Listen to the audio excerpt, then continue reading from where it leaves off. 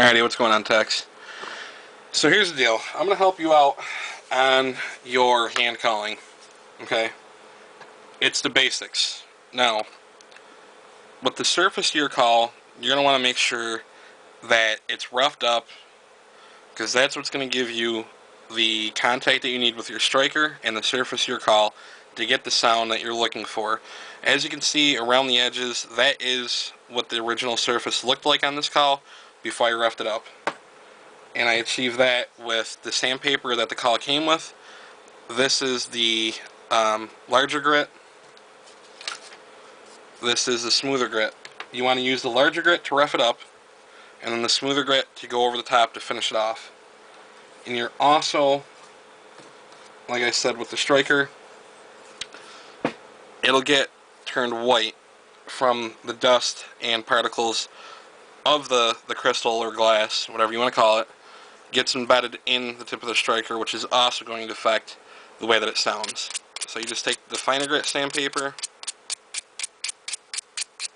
go over it, and it'll take it off. It'll take it out. Now, when I tell you to hold the striker like a pen and you're writing on the call, okay, this is the power crystal that we were using last year, and as you can see, there's a chunk right here and a chunk right here. So this call, the sound chamber got ruined and we don't use it.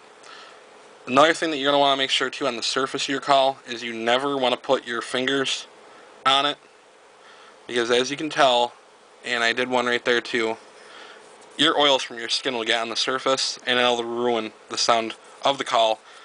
Not permanently, but until you get the oils off, because the contact between the striker and the surface of your call is going to be messed up.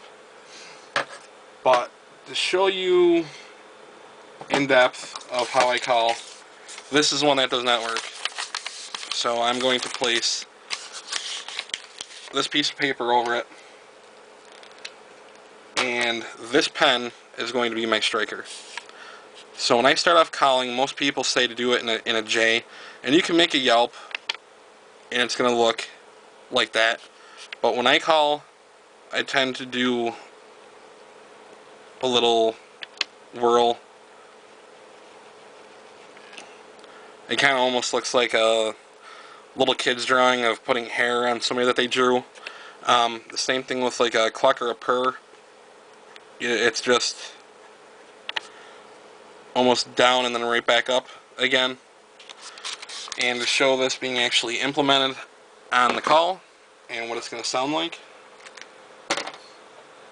And again, I didn't really see how good you had the call in your hand. With the sound chamber being underneath the call, you're going to want to make sure you hold it with your fingertips to give this chamber underneath the call and your hand for the sound to travel out. You can also kick your fingers down instead of having them fully extended, and you'll still have the sound chamber that you need for the sound to come out of the call. One thing I like about this call is it's got this little addition to put paracord around it to carry it around your neck. That's actually what I use to keep my pinky on in my striker hand. Now when I go down to the surface, you can either do it straight down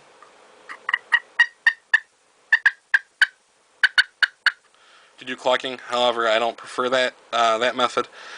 I like to go at an angle, and I'll do some yelping for you.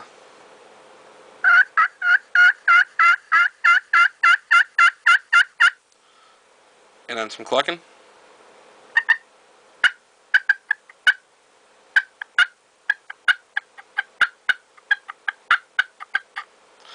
And of course, that wasn't the best. But another thing that I saw you doing is after you get done calling, you would pick up the striker and go back to the place that you originally started calling. We have this whole surface area to work with. So as you're yelping, and you happen to get down here, you can do the same thing in the same motion, but instead of pulling back, just move the striker towards where you originally started calling from.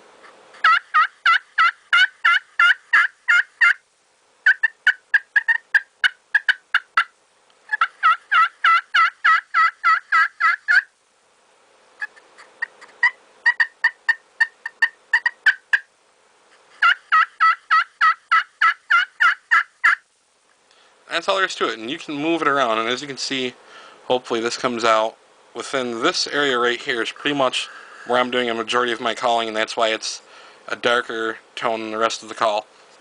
A couple other things, and that's actually one point that I saw a previous viewer on your video posted.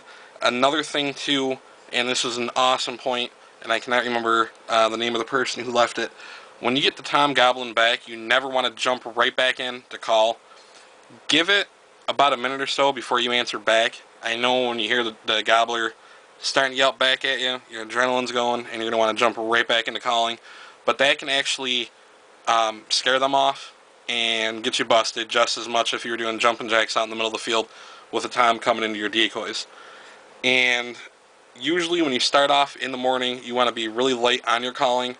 And then when you get the tom coming in, say if it's like 75 yards out, and it starts, walking in circles, strutting, or it seems to be walking away, you can get a little aggressive, at that point in your calling, because you're going to want to do whatever you can to get him to commit to come in within, an ethical range to take a turkey at, which the standard to go for is about 40 yards. I have seen numerous videos and numerous turkey kills that have been taken beyond 40 yards, but that comes down to the proficiency and how comfortable you are in your shot and how tight of a pattern that you're holding out at that distance. But just an example of tossing some of the stuff together, if you get a tom that's not really committed to coming in, is a little bit like this.